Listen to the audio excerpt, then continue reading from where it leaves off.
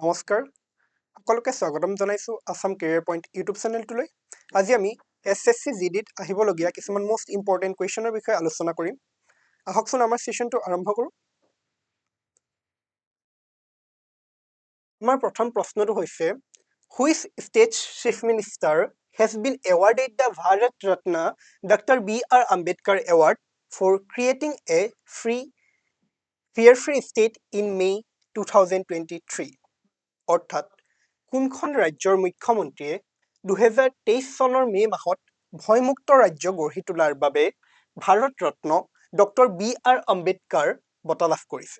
আমাৰ অপশ্যন আছে এ Uttar Pradesh B Jharkhand C কেৰেলা আৰু ডি কি আছে বিহাৰ এতিয়া কি হ'ব আমাক কিহৰ কথা কৈছে হুইচ ষ্টেট চিফ মিনিষ্টাৰ কোনখন ৰাজ্যৰ মুখ্যমন্ত্ৰীয়ে কি এৱাৰ্ড লাভ কৰিছিলে Bharat Ratna doctor B R. Ambedkar award কিহৰ কাৰণে for in order to creating a fear free state এতিয়া কোনখন ৰাজ্য হ'ব পাৰে উত্তৰ প্ৰদেশ আমাৰ কি আছে ঝাৰখণ্ড কেৰেলা আৰু বিহাৰ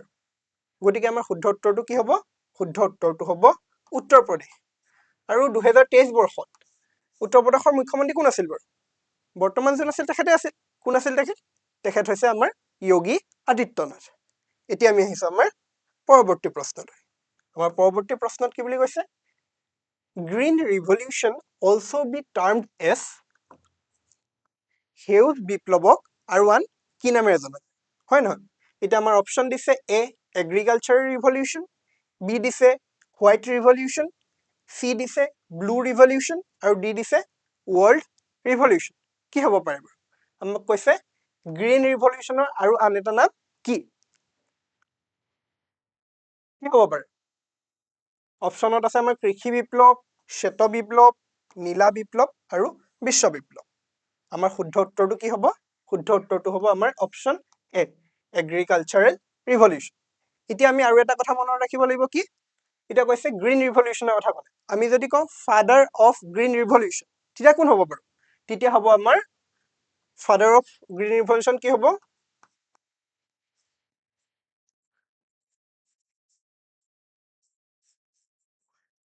নৰ্মান বৰলৌক ঠিক আছে কিন্তু যদি কয় father of green revolution in India তেতিয়া কি হ'ব তেতিয়া হ'ব এম.এছ. স্বামীনাথন যদি ইন কি বুলি কয় ইন ইণ্ডিয়া বুলি কয় তেতিয়া হ'ব এম.এছ. স্বামীনাথন আৰু যদি ডাইৰেক্ট সোধে যে ফাদাৰ অফ গ্ৰীণ ৰিভলিউশ্যন তেতিয়া কি হ'ব আমাৰ নৰ্মান বৰলং ঠিক আছে আৰু এই নৰ্মান বৰলঙে কি পাইছিলে তেখেতে নোবেল বঁটা লাভ কৰিবলৈ সক্ষম হৈছিলে এতিয়া আমি আহিছো আমাৰ পৰৱৰ্তী প্ৰশ্নত কৈছে which article of the Indian Constitution comprises the fundamental duties অৰ্থাৎ ভাৰতীয় সংবিধানৰ কোনটো অনুচ্ছেদত মৌলিক কৰ্তব্যসমূহ অন্তৰ্ভুক্ত আছে বুলি কৈছে কিহৰ কথা কৈছে কোনটো অনুচ্ছেদত মৌলিক কৰ্তব্যৰ কথা কৈছে আমাক মৌলিক অধিকাৰৰ কথা কোৱা নাই কিহৰ কথা কৈছে মৌলিক কৰ্তব্যৰ কথা কৈছে ঠিক আছে কি হ'ব অপশ্যন এত আছে আৰ্টিকেল 32 to 35 অনুচ্ছেদ 32 ৰ পৰা কলৈকে আছে 35 লৈ অপশ্যন বিত কৈছে আৰ্টিকেল 38 to 51 অপশ্যন চিত কৈছে আৰ্টিকেল 51A আৰু আৰ্টিকেল 48 to 50 বুলি কিহত কৈছে অপশ্যন ডিত কৈছে কি হ'ব পাৰে বাৰু আমাক ফাণ্ডামেণ্টেল ডিউটিছৰ কথা কৈছে গতিকে আমাৰ শুদ্ধ উত্তৰটো কি হ'ব অপশ্যন চি কি আৰ্টিকেল 51A কিন্তু যদি আমাক ক'লেহেঁতেন পাৰ্টৰ কথা সুধিলেহেঁতেন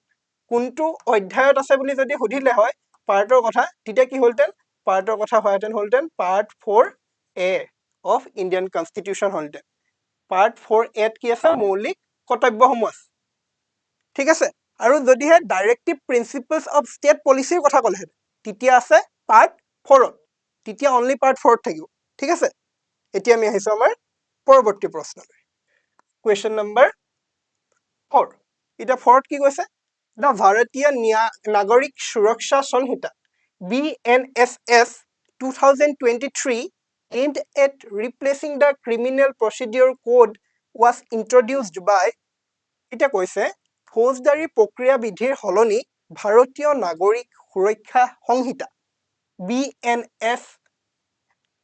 2023 কোনে উত্থাপন কৰিছিল আমাৰ ইয়াত অপচন কি দিছে অপচন দিছে president Droupadi Murmu option B দিছে foreign minister S Jaishankar option C দিছে হোম মিনিষ্টাৰ অমৃত শাহ আৰু অপচন ডি দিছে কি প্ৰাইম মিনিষ্টাৰ নৰেন্দ্ৰ মোদী হয় নহয় কি হ'ব এতিয়া আমাৰ কি কৰিলে আগতে আছিলে ক্ৰিমিনেল প্ৰচিডিউৰ কোড হয় না সিপিসি আছিলে সিপিসিৰ পৰা গৈ পিনি কি কৰিলেগে বুলি কৈছে BNSS ভাৰতীয় নাগৰিক সুৰক্ষা সংহিতা কৰি ঠিক আছে BNSS কিমান 2023 এখন কোনে ইন্ট্ৰোডিউস কৰিছিল এতিয়া আমাৰ শুদ্ধ উত্তৰটো হ'ব কি কোন হ'ব প্ৰেসিডেন্ট হ'ব নে ফৰেইন মিনিষ্টাৰ নে হোম মিনিষ্টাৰ নে প্ৰাইম মিনিষ্টাৰ কি হ'ব বাৰু আমাৰ শুদ্ধ উত্তৰটো হ'ব অপচন সি হোম মিনিষ্টাৰ আৰু হোম মিনিষ্টাৰ কোন অমিত শাহ ঠিক আছে এতিয়া আমি আহিছো আমাৰ পৰৱৰ্তী প্ৰশ্নলৈ পৰৱৰ্তী প্ৰশ্নত কি কৈছে which dance form originated in Andhra Pradesh এতিয়া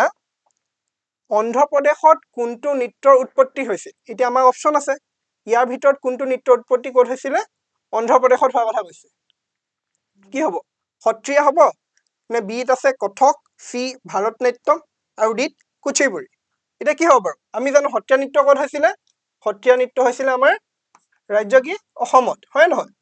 কথক ক'ত হৈছিল বাৰু কথক হৈছিল ইউপি অৰ্থাৎ উত্তৰ প্ৰদেশত হয় নহয় আৰু ভাৰতনাট্যম ক'ত হৈছিল ভাৰতনাট্যম হৈছিল তামিলনাডু গতিকে আমাৰ কি বাকি থাকিলে আমাৰ বাকি থাকিলে অপচন ডি কুচিপুড়ি গতিকে শুদ্ধ উত্তৰটো কি হ'ব অপচন ডি কুচিপুড়ি লগতে আমি এইকেইটা কথাও গম পালো নে সত্ৰীয়া আৰম্ভ হৈছিল ক'ত অসমত কথক ক'ত হৈছিল উত্তৰ প্ৰদেশ ভাৰতনাট্যম হৈছিল তামিলনাডু এতিয়া আমি আহিছো আমাৰ পৰৱৰ্তী প্ৰশ্নলৈ পৰৱৰ্তী প্ৰশ্নত সুধিছে who was the social reformer who actively campaigned for the abolition of sati leading to its eventual ban in 1829 অৰ্থাৎ 1829 চনত সতী প্ৰথা বিলুপ্তিৰ বাবে সক্ৰিয়ভাৱে প্ৰচাৰ চলোৱা সমাজ সংস্কাৰজনৰ নামটো কি হয় নহয় কি প্ৰথা বুলি কৈছে সতী প্ৰথা কিমান চনত 1829 চনত যি বিলুপ্তি সাধন হৈছিল তাৰ বাবে প্ৰচাৰ চলোৱা সমাজ সংস্কাৰক আমাৰ অপচন দিছে কি অপচন এত আছে ৰাজা ৰামমোহন ৰয় অপচন বিত আছে ঈশ্বৰ চন্দ্ৰ বিদ্যাসাগৰ অপচন সিত আছে জ্যোতিৰ্বা ফুলে আৰু অপচন ডিত আছে কি দয়ানন্দ সৰস্বতী এতিয়া ইয়াত থকা আটাইকেইজনে কি হয় বাৰু আটাইকেইজনে হৈছে একোজন সমাজ সংস্কাৰক অৰ্থাৎ সোশিয়েল ৰিফৰ্মাৰ হয় নহয় এটা কি হ'ব পাৰে বাৰু অপচনটো কিহৰ কথা কৈছিল আমি চাইছো এবলিশন অফ সতীৰ কথা কৈছিল 1829 ত হয়নে আমাৰ শুদ্ধ উত্তৰটো হ'ব অপচন এ কোন ৰাজা ৰামমোহন ৰয় ইয়াৰ লগত আমি আৰু এটা কথা মনত ৰাখিব লাগিব এইখনক কি কৰিছিলে এই একখন আছিলে এবলিশন অফ সতী এক্ট কিমান বুলি কৈছিল 1829 হয় নে নহয় আৰু এইখন পাস কৰিছিল সেই সময়ত কি আছিল ভাৰতত ব্ৰিটিছ চৰকাৰ আছিল আৰু পাস কোনে কৰিছিল পাস তেতিয়া কৰিছিল আমাৰ William Bentinck lord William Bentinck ঠিক আছে আৰু এটা কথা আমি মনত ৰাখিব লাগিব হেতু কি যে ইয়াৰ পূৰ্বেও এগৰাকী মুগল সম্ৰাট আছিল যিয়ে এই সতী প্ৰথা নিষিদ্ধকৰণৰ ক্ষেত্ৰত গুৰুত্বপূৰ্ণ ভূমিকা পালন কৰিছিল কেতিয়াবা প্ৰশ্ন আহি যাব পাৰে যে কোনজন মুগল সম্ৰাটে সতী প্ৰথা বিলুপ্তিৰ বাবে পদক্ষেপ গ্ৰহণ কৰিছিল তেতিয়া আমাৰ শুদ্ধটো কি হ'ব উত্তৰটো কি হ'ব আমাৰ তেতিয়া শুদ্ধ উত্তৰটো হ'ব Akbar Mughal empire Akbar take initiative for abolition of sati ঠিক আছে এতিয়া আমি আহিছো আমাৰ পৰৱৰ্তী প্ৰশ্নলৈ পৰৱৰ্তী প্ৰশ্নত আমাক সুধিছে the Panama Canals link which two oceans অৰ্থাৎ পানামা খালে কোন দুখন মহাসাগৰক সংযোগ কৰিছে পানামা নামৰ এটা খাল আছে আৰু এই খালটোৱে এই তলত থকা ভিতৰত কোন দুখন মহাসাগৰক কি কৰিছে সংযোগ কৰিছে মানে লগ লগাই দিছে ঠিক আছে এতিয়া আমাৰ ইয়াত অপশ্যন দিছে কি অপশ্যন এত আছে পেচিফিক এণ্ড আটলান্টিক অ'চিয়ান অৰ্থাৎ প্ৰশান্ত আৰু আটলান্টিক মহাসাগৰ অপশ্যন বিত আছে আটলান্টিক আৰু আৰ্কটিক মহাসাগৰ অপশ্যন চিত আছে প্ৰশান্ত আৰু ভাৰত মহাসাগৰ আৰু অপশ্যন ডিত কি আছে এণ্টাৰ্কটিক এণ্ড আটলান্টিক অ'চিয়ান এটা কি হ'ব পাৰে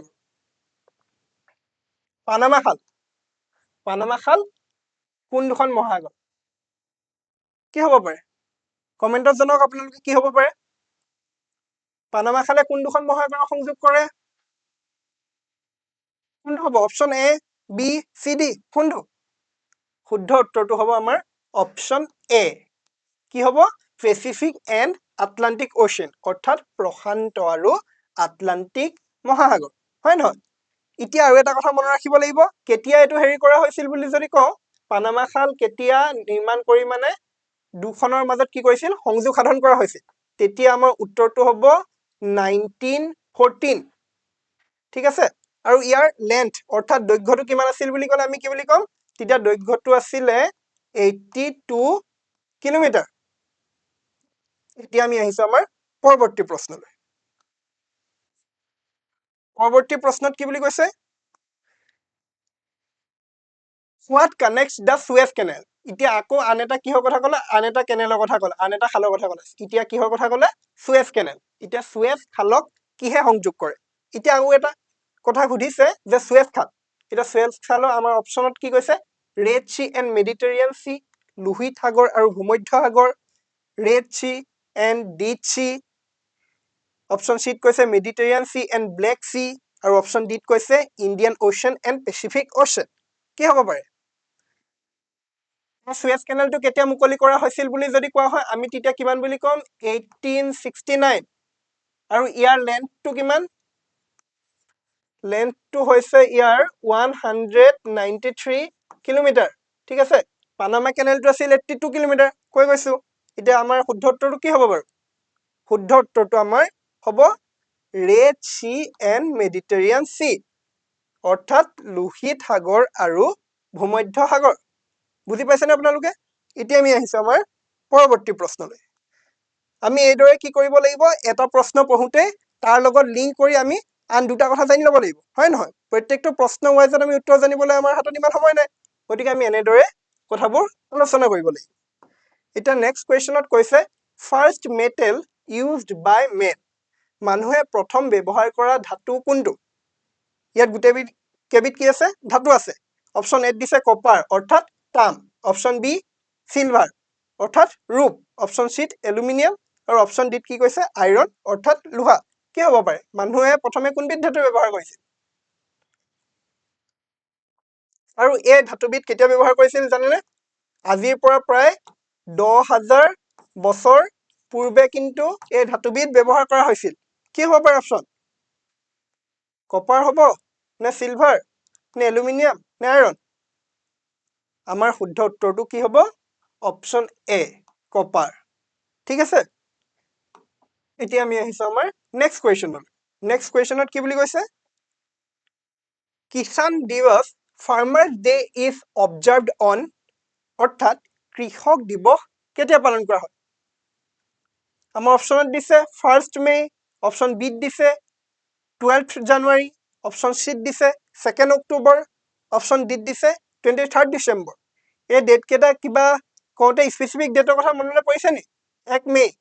1 মেত কি দিৱস পালন কৰা হয় আমি সকলোৱে জানো 1 মেত পালন কৰা হয় কি দিৱস শ্ৰমিক দিৱস হয় নে নহয় 1 মেত পালন কৰা হয় শ্ৰমিক দিৱস 12 জানুৱাৰীত কি পালন কৰা হয় বাৰু জানেনে 12 জানুৱাৰীত পালন কৰা হয় ৰাষ্ট্ৰীয় কি দিৱস অলপতে কৈছে হয় নহয় ৰাষ্ট্ৰীয় যুৱ দিৱস আৰু কাৰ স্মৰণত পালন কৰা হয় জানেনে ৰাষ্ট্ৰীয় যুৱ দিৱস পালন কৰা হয় স্বামী বিবেকানন্দৰ স্মৰণত ঠিক আছে আৰু 2 অক্টোবৰটো আমি সকলোৱে জানো কি পালন কৰা হয় সেইদিনা পালন কৰা হয় গান্ধী জয়ন্তী হয় নহয় 2 অক্টোবৰ মহাত্মা গান্ধীৰ জন্মদিন আৰু গতিকে আমাৰ কৃষক দিৱস কেতিয়া পালন কৰা হয় কৃষক দিৱস পালন কৰা হয় আমাৰ অপশ্যন ডি 23 ডিচেম্বৰ এতিয়া আমি এটা প্ৰশ্ন বা কেইটা কথা গম পালো আমি 4টা কথা গম পালো নে আমি এনেদৰে কি কৰিব লাগিব পঢ়িব লাগিব এইবোৰ হৈছে আমাৰ কি স্মাৰ্ট ষ্টাডি ঠিক আছে এতিয়া আমি আহিছো আমাৰ পৰৱৰ্তী প্ৰশ্নলৈ পৰৱৰ্তী প্ৰশ্নত কৈছে largest tiger reserve in India ভাৰতৰ আটাইতকৈ ডাঙৰ বাঘ সংৰক্ষণ ক্ষেত্ৰ কোনটো হয় নহয় আমাৰ ইয়াত অপচনত এ দিছে কি দিছে নাগাৰ্জুন সাগৰ চিৰিচাইলেম টাইগাৰ ৰিজাৰ্ভ অপচন বি দিছে Sundarban tiger reserve option C দিছে কানহা টাইগাৰ ৰিজাৰ্ভ আৰু অপচন ডি দিছে জিম কৰবেট নেশ্যনেল পাৰ্ক অৰ্থাৎ জিম কৰবেট ৰাষ্ট্ৰীয় উদ্যান কি হ'ব পাৰে এ হ'ব নে বি চি হ'ব নে ডি কোনটো হ'ব পাৰে ভাৰতবৰ্ষৰ আটাইতকৈ কি কৈছে ডাঙৰ বাঘ সংৰক্ষণ ক্ষেত্ৰ গতিকে আমাৰ শুদ্ধ উত্তৰটো কি হ'ব পাৰে আমাৰ শুদ্ধ উত্তৰটো হ'ব অপচন এ নাগাৰ্জুন সাগৰ শ্ৰীচাইলেম টাইগাৰ ৰিজাৰ্ভ ঠিক আছে আৰু এখন ক'ত আছে এইখন দুখন ষ্টেটৰ সামৰি লৈছে এইখনে দুখন ষ্টেটৰ দুটা খণ্ড সামৰি লৈছে কি বাৰু আমাৰ শুদ্ধ উত্তৰটো হ'ব কি অন্ধ্ৰপ্ৰদেশ আৰু কি আৰু হ'ব আমাৰ তেলেংগানা ঠিক আছে এই দুখনক সামৰি পিনি এইখন আছে এই দুইখন ৰাজ্যকে মানে সামৰি লৈছে ঠিক আছে এতিয়া আমি আহিছো আমাৰ পৰৱৰ্তী প্ৰশ্নলৈ এতিয়া 12 নম্বৰ প্ৰশ্নটোত কি বুলি কৈছে সাহাৰা এটা সাহাৰা কি হয় বাৰু আমি সকলোৱে জানো সাহাৰা হৈছে এখন মৰুভূমি আৰু পৃথিৱীৰ আটাইতকৈ সৰ্ববৃহৎ মৰুভূমিখনৰ নাম বুলি কেতিয়াবা সুধিলে আমি কি বুলি কম তেতিয়া আমি কম সাহাৰা এতিয়া আমাৰ প্ৰশ্নটোত কি কৈছে Sahara is located in which part of Africa আমাক এতিয়া সোধা নাই সাহাৰা মৰুভূমি ক'ত অৱস্থিত বুলি সুধিছে জানো নাই সোধা আমাক ডাইৰেক্ট সুধিছে যে সাহাৰা মৰুভূমি আফ্ৰিকাৰ কোন অংশত অৱস্থিত আমি গম পালো সাহাৰা মৰুভূমি ক'ত আছে আফ্ৰিকাত আছে হয় নহয় এতিয়া কোন অংশত বুলি সুধিছে আমাৰ অপচনত কি কৈছে অপচন এত কৈছে পূব অংশ অপচন বিত কৈছে পশ্চিম অপচন চিত দক্ষিণ আৰু অপচন ডিত কৈছে উত্তৰ অংশ হয় নহয় কি হ'ব পাৰে পূব অংশত কি আছে বাৰু আফ্ৰিকাৰ পূব অংশত আছে আমাৰ লোহিত সাগৰ অৰ্থাৎ ৰেড সি ঠিক আছে পশ্চিম অংশত কি আছে আফ্ৰিকাৰ কি আছে পশ্চিম অংশত আছে আমাৰ আটলান্টিক মহাসাগৰ হয় নহয় দক্ষিণ অংশত কি আছে দক্ষিণ অংশটোৱে কি আছে এখন মৰুভূমি আছে মৰুভূমিখনৰ নাম কি বাৰু জানানে মৰুভূমিখনৰ নাম হৈছে আমাৰ কালাহাৰী মৰুভূমিখন ক'ত আছে আফ্ৰিকাৰ দক্ষিণ অংশত আছে গতিকে বাকি থাকিল কি অপচন ডি উত্তৰ গতিকে আমি গম পালো সাহাৰা মৰুভূমিখন আফ্ৰিকাৰ ক'ত আছে সাহাৰা মৰুভূমিখন আফ্ৰিকাৰ উত্তৰ অংশত আছে এতিয়া আমি আহিছো পৰৱৰ্তী প্ৰশ্নলৈ পৰৱৰ্তী প্ৰশ্নত কি কৈছে বাৰু কুৱেশ্যন নম্বৰ 13 কৈছে who has not won Nobel prize among the following অৰ্থাৎ তলৰ কোনজন ব্যক্তিয়ে নোবেল বঁটা লাভ কৰা নাই নোবেল বঁটা কিন্তু কি বুলি কৈছে লাভ কৰা নাই বুলি কৈছে আমি চাব লাগিব আমাক সোধা নাই কোনে নোবেল বঁটা লাভ কৰিছে আমাক কৈছে তলৰ কোনজন ব্যক্তিয়ে নোবেল বঁটা লাভ কৰা নাই আমাৰ অপচন এ দিছে জৱাহৰলাল নেহেৰু অপচন বি দিছে কৈলাশ সত্যাৰ্থী অপচন চি দিছে এইচ জি খুৰানা আৰু অপচন ডি কি দিছে মাদাৰ টেৰেছা কি হ'ব পাৰে কোনজন ব্যক্তিয়ে কি কৰা নাই নোবেল বঁটা লাভ কৰা নাই এতিয়া শুদ্ধ উত্তৰটো কি হ'ব শুদ্ধ উত্তৰটো হ'ব জৱাহৰলাল নেহেৰু তেখেতে নোবেল বঁটা লাভ কৰিছিল জানো লাভ কৰা তেখেতে নোবেল বঁটা লাভ কৰা নাই কিন্তু তেখেতে ভাৰতৰত্ন উপাধি বা ভাৰতৰত্ন বঁটা লাভ কৰিছে কিন্তু এটা কথা তেখেতে 11 বাৰ নমিনেট হৈছিল কিহৰ বাবে নোবেল বঁটাৰ বাবে পণ্ডিত জৱাহৰলাল নেহেৰু 11 বাৰ নমিনেট হৈছিল 1952 1955 ভিতৰত তেখেত 11 বাৰ নমিনেট হৈছিল কিন্তু তাত এখন কি থাকে এখন কমিটি থাকে আৰু কমিটিখনে ডিসাইড কৰিব কেইবাজনৰ কি হয় নাম পঠিওৱা হয় আৰু কমিটিখনে ডিসাইড কৰে যে কাক প্ৰদান কৰা হ'ব নমিনেট কৰা হৈছিল কিন্তু তেখেতে লাভ নকৰিলে আৰু কৈলাশ সত্যাৰ্থীয়ে নোবেল পিস প্ৰাইজ পাইছিলে ঠিক আছে নোবেল পিস প্ৰাইজ পাইছিলে নোবেল পিস প্ৰাইজ আৰু কাৰ সৈতে পাইছিলে তেখেতে যুটীয়াভাৱে পাইছিলে ইউছুফা জাই মালালা তেখেতৰ সৈতে কৈলাশ সত্যাৰ্থীয়ে কি পাইছিলে নোবেল প্ৰাইজ পাইছিলে peace Nobel prize H G খুৰানাইও নোবেল প্ৰাইজ পাইছিলে কিন্তু তেখেতে কিহত পাইছিলে গম পোৱা নে তেখেতে পাইছিলে মেডিচাইন এণ্ড ফিজিঅলজি ঠিক আছে আৰু মাদাৰ টেৰেছাইটো আমি সকলোৱে জানো মাদাৰ টেৰেছাইও নোবেল বঁটা পাইছিলে আৰু তেখেতে কিহত পাইছিলে পিছত পাইছিলে শান্তিৰ নোবেল বঁটা লাভ কৰিছিল গম পালা এতিয়া আমি আহিছো আমাৰ পৰৱৰ্তী প্ৰশ্নলৈ পৰৱৰ্তী প্ৰশ্নত কি বুলি কৈছে the office of the Lokpal and লোক আয়ুক্ত in India is based on which of the following অৰ্থাৎ ভাৰতত লোকপাল আৰু লোকায়ুক্তৰ ধাৰণাটো তলৰ কোনটোৰ ওপৰত ভিত্তি কৰি গঠন কৰা হৈছে কাৰ ধাৰণা লোকপাল আৰু লোকায়ুক্ত হয় নহয় এতিয়া আমাৰ অপচনত কৈছে এ Parliamentary Commission of UK, option B কৈছে Ombudsman of Scandinavia, option C কৈছে Prosecutor General of Russia আৰু option D কি বুলি কৈছে Council of State in France কি হ'ব পাৰে কমেন্টত জনোৱা এইকেইটাৰ ভিতৰত কি হ'ব এই চাৰিটা অপচন আছে হয় নহয় এইকেইটাৰ ভিতৰত কি হ'ব আৰু এটা কথা মনত ৰাখিব লাগিব লোকপাল ক'ত থাকে জানানে লোকপাল থাকে চেন্ট্ৰেল লেভেলত থাকে হলে লোকপাল হ'ব আৰু লোকায়ুক্ত ক'ত থাকে ষ্টেট লেভেল ঠিক আছে ষ্টেট লেভেলত লোকায়ুক্ত থাকে এতিয়া আমাৰ শুদ্ধ উত্তৰটো কি হ'ব অপচন বি অম্বুডছমেন অফ স্কেন্ডিনেভিয়া আৰু পাৰ্টিকুলাৰলি এই ধাৰণাটো লোৱা হৈছিলে স্কেন্ডিনেভিয়ান এখন কাণ্ট্ৰি নামটো হৈছে ছুইডেন আৰু কেতিয়া জানানে 1809 অৰ্থাৎ 1809 চনত যি ছুইডেনত অম্বুডছমেনৰ ধাৰণাটো হৈছিল এই ধাৰণাটোৱে ভাৰতে কি কৰিছিলে গ্ৰহণ কৰিছিলে আৰু তাৰ পিছত লোকপাল আৰু লোকায়ুক্তৰ ধাৰণা ভাৰতত প্ৰচলন হৈছিল ঠিক আছে এতিয়া আমি আহিছো আমাৰ পৰৱৰ্তী প্ৰশ্নলৈ পৰৱৰ্তী প্ৰশ্নত কি বুলি কৈছে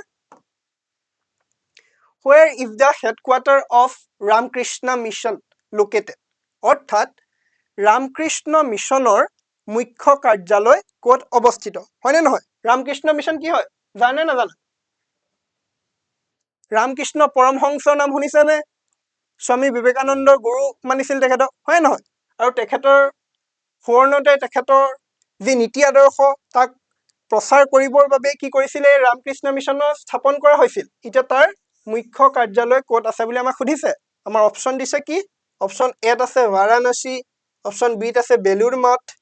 অপচন চিত আছে দক্ষিণেশ্বৰ আৰু অপচন ডিত আছে কি চেন্নাই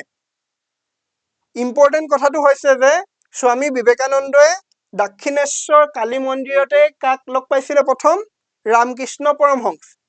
সেইকাৰণে উত্তৰটো দক্ষিণেশ্বৰ হ'ব নি বাৰু নহয় সেইকাৰণে লগ পাইছিল হয় কিন্তু সেইবুলিয়ে যে ৰামকৃষ্ণ মিছনৰ মুখ্য কাৰ্যালয় ইয়াত থাকিব সেইটো নহয় আমাৰ শুদ্ধ উত্তৰটো কি হ'ব শুদ্ধ উত্তৰটো হ'ব আমাৰ অপচন বি বেলুৰ মঠ এতিয়া বেলুৰ মঠ ক'ত আছে বাৰু জানানে বেলুৰ মঠ আছে ক'ত ৱেষ্ট বেংগলত আছে আৰু কোন নদীৰ পাৰত আছে জানানে বেলুৰ মঠটো আছে হুগলী নদীৰ পাৰত আৰু জিলাখনৰ নাম কি বাৰু হাওৰা ডিস্ট্ৰিক্ট শুনিছে নহয় হাওৰা ব্ৰিজ এই হাওৰা ডিস্ট্ৰিক্টতে কি আছে এই বেলুৰ মঠটো আছে আৰু বেলুৰ মঠটো কি হয় ৰামকৃষ্ণ মিছনৰ মুখ্য কাৰ্যালয় এতিয়া আমি আহিছো আমাৰ পৰৱৰ্তী প্ৰশ্নত কি বুলি কৈছে Which train was started as tribute to Swami Vivekananda as কি বুলি কৈছে tribute অৰ্থাৎ স্বামী বিবেকানন্দৰ স্মৃতিত কোনখন ৰেলগাড়ী আৰম্ভ কৰা হৈছিল আমাৰ ইয়াত অপচন দিছে ডিব্ৰুগড় কন্যাকুমাৰী বিবেক এক্সপ্ৰেছ অপচন বিত কৈছে মুম্বাই জম্মু টাৱি বিবেক এক্সপ্ৰেছ অপচন চিত কি বুলি কৈছে ওখা টুটিকৰিম বিবেক এক্সপ্ৰেছ আৰু অপচন ডিত কৈছে অল অফ দা এবভ অৰ্থাৎ তলৰ ওপৰৰ সকলোবোৰ হয় নহয় এটা কি হ'ব পাৰে তলৰ অপচনবোৰৰ ভিতৰত আমাৰ মহান ব্যক্তিসকলৰ নামত কি কৰা হয় কেতিয়াবা তেওঁলোকৰ সন্মানাৰ্থে কোনোবা ৰেলেই হওক বা অন্যান্য কিবা নাম দিয়া হয় নহয় কিবা পথেই হওক ৰাষ্ট্ৰীয় ঘাইপথৰেই হওক কাৰোবাৰ নামত দিয়া হয় যেনেদৰে কবিগুৰু এক্সপ্ৰেছ কাৰ নামত কবিগুৰু এক্সপ্ৰেছ হৈছে আমাৰ ৰবীন্দ্ৰনাথ ঠাকুৰৰ নামত হয় নহয় যেনেকৈ ভগত কি কোঠি এক্সপ্ৰেছ বুলি এখন আছে সেইখন কাৰ নামত বীৰ ভগত সিঙৰ নামত এতিয়া স্বামী বিবেকানন্দৰ নামত কি হয় আমাক সুধিছে হয়নে নহয় এতিয়া আমাৰ শুদ্ধ উত্তৰটো কি হ'ব জানানে শুদ্ধ উত্তৰটো হ'ব option D all of the above অৰ্থাৎ গোটেইকেইখন আৰু তেখেতৰ নামত চলা এক্সপ্ৰেছখন আছে বিবেক এক্সপ্ৰেছ আৰু বিবেক এক্সপ্ৰেছৰ কেইবাটাও লাইন চলিছে আৰু এইকেইটা আমাৰ ইয়াত দি থোৱা আছে গতিকে আটাইকেইটাই শুদ্ধ অৰ্থাৎ অপশ্যন ডি ঠিক আছে এতিয়া আমি আহিছো আমাৰ পৰৱৰ্তী প্ৰশ্নলৈ পৰৱৰ্তী প্ৰশ্নত কি বুলি কৈছে autobiography of doctor APJ Abdul Kalam এতিয়া APJ আব্দুল কালামৰ কেতিয়াবা কি হয় সম্পূৰ্ণ নামটোৰ কথা সোধে হয় নহয় তেতিয়া তেখেতৰ সম্পূৰ্ণ নামটো হৈছে আবুল পাকিৰ জয়নাল আবেদিন আব্দুল কালাম ঠিক আছে আৰু এতিয়া সুধিছে তেখেতৰ আত্মজীৱনী অৰ্থাৎ অটোবায়োগ্ৰাফিখনৰ নাম কাৰ ডক্টৰ APJ আব্দুল কালামৰ আমাৰ অপশ্যনত দিছে এ উইংছ অফ ফায়াৰ বিত দিছে ইগনাইটেড মাইণ্ডছ চিট দিছে ইণ্ডিয়া 2020 আৰু ডিত দিছে দ্য লুমিনাছ স্পাৰ্ক কি হ'ব পাৰে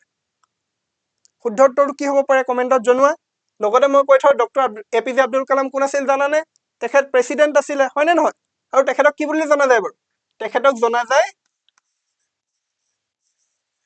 কি বুলি missile man of missile man of India বুলিও তেখেতক জনা যায় আৰু তেখেত কোন আছিল ভাৰতৰ ৰাষ্ট্ৰপতিও আছিল এতিয়া আমাৰ আত্মজীৱনীখন কি হ'ব তেখেতৰ আত্মজীৱনীখনৰ নাম হ'ব অগ্নিৰ ডেউকা এইখন কেতিয়া পাব্লিছ হৈছিল জানানে এইখন পাব্লিছ হৈছিলে 1999 চনত কি হৈছিল অগ্নিৰ ডেউকা অৰ্থাৎ উইংছ অফ ফায়াৰখন পাব্লিছ হৈছিল আৰু এইখন কাৰ অটোবায়োগ্ৰাফি এইখন হৈছে APJ আব্দুল কালামৰ অটোবায়োগ্ৰাফি হয় নহয় এতিয়া আমি আহিছো আমাৰ পৰৱৰ্তী প্ৰশ্নলৈ এতিয়া পৰৱৰ্তী প্ৰশ্নত কি বুলি কৈছে author of Hindutva who is a Hindu অৰ্থাৎ Hindutva who is a Hindu গ্ৰন্থখনৰ লেখক কোন আমাৰ ইয়াত অপশ্যন কি দিছে অপশ্যন এ দিছে বিনায়ক দামোদৰ সাভাৰকাৰ মদন মোহন মালব্য LK আদৱানী আৰু ডিত দিছে কি বাল গংগাধৰ তিলক কি হ'ব পাৰে Hindutva who is a Hindu এতিয়া আমাৰ কি হ'ব পাৰে বাৰু শুদ্ধ উত্তৰটো হ'ব অপশ্যন এ বিনায়ক দামোদৰ সাভাৰকাৰ কেতিয়াবা কি বুলি থাকে VD সাভাৰকাৰ আৰু তেখেতে হিন্দুত্বৰ এটা ডাঙৰ কনসেপ্ট কি কৰিছে ইয়াত দাঙি ধৰিছে ঠিক আছে এতিয়া আমি আহিছো আমাৰ পৰৱৰ্তী প্ৰশ্নলৈ পৰৱৰ্তী প্ৰশ্নত সুধিছে who invented the world wide web www আমি প্ৰত্যেকটো কিবা এটা ৱেবসাইট সাৰ্চ কৰিলে আমি কি কৰো www. কিবা এনেকে সাৰ্চ কৰি যাও নে নাযাও হয় ন এতিয়া এই কেজন ব্যক্তিৰ ভিতৰত কোনে হেৰি কৰিছিল ইনভেন্ট কৰিছিল এটো অপশ্যন এ দিছে টিম বাৰ্নাৰ্ছ লি অপশ্যন বি দিছে ষ্টিভ জবছ অপশ্যন সি দিছে বিল গেটছ আৰু অপশ্যন ডি দিছে মাৰ্ক জুকাৰবাৰ্গ কি হ'ব পাৰে কেইবাজনো বিলিয়নাৰৰ নাম দিয়া আছে কি হ'ব পাৰে শুদ্ধ উত্তৰটো হ'ব আমাৰ option A sir team Berners কি লি ঠিক আছে এতিয়া আমি আহিছো আমাৰ আজিৰ সেশনৰ অন্তিমটো প্ৰশ্নলৈ অন্তিমটো প্ৰশ্নত কি বুলি সুধিছে what is the name of the first Indian feature film ভাৰতৰ প্ৰথম পূৰ্ণদৈৰ্ঘ্যৰ চলচ্চিত্ৰখনৰ নাম কি প্ৰথম বুলি কৈছে ভাৰতৰ প্ৰথম পূৰ্ণদৈৰ্ঘ্যৰ চলচ্চিত্ৰ আমাৰ ইয়াত অপশ্যন এত কৈছে ৰাজা হৰিশ্চন্দ্ৰ অপশ্যন বিত কৈছে আলম আৰা অপশ্যন চিত কৈছে কুল্লু পাল্লু আৰু অপশ্যন ডিত কৈছে পুণ্ডালিক কি হ'ব পাৰে